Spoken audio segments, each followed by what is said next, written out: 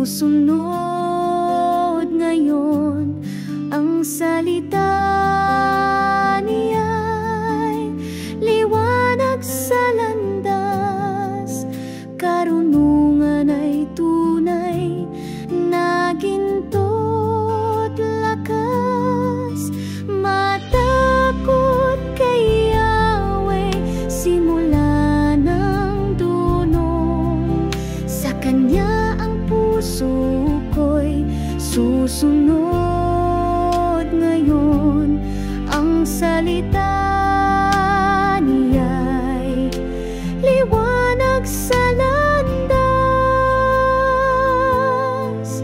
karunungan ay tunay na ginto't lakas.